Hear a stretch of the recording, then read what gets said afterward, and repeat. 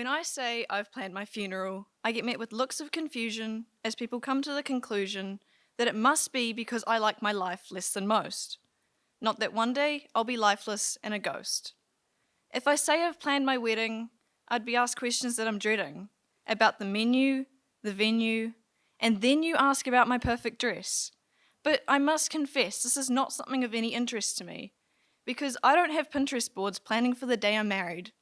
Instead, I'm planning for the day I'm carried into a hearse. It only happens once. You don't get a chance to rehearse.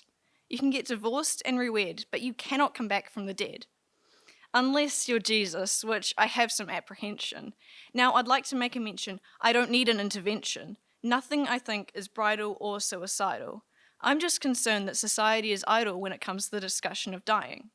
I know we've been trying, but the closest we've got is whether or not we'd like to be cremated.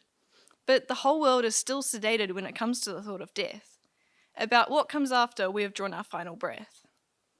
When I say I've planned my funeral, my parents should shout with glee because they don't have to go up to my dead body and ask it, whether it wants a coffin or a casket, or whether I want my remains charred or put into a graveyard.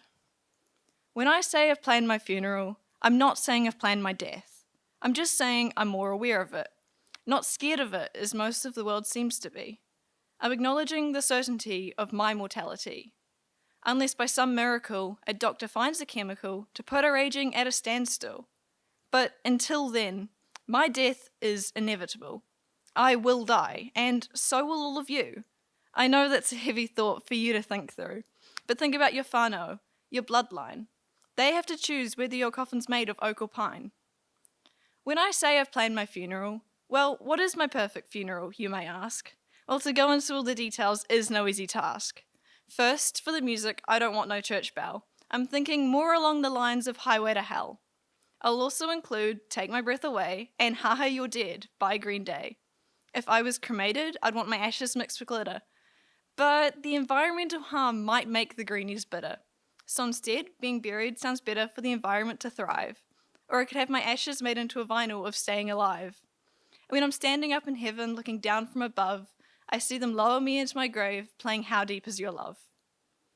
When I say I've planned my funeral, I shouldn't be met with looks of concern because of what I yearn to do once I've finished my turn on this planet. You should think about your funeral too, and how you're going to plan it. One day in the future, you'll be 6 feet under, and still be thinking about the blunder that was your funeral, because you didn't plan ahead. You didn't think that one day you'd be dead. So here's my final question. Let me ask it. Do you want a coffin or a casket?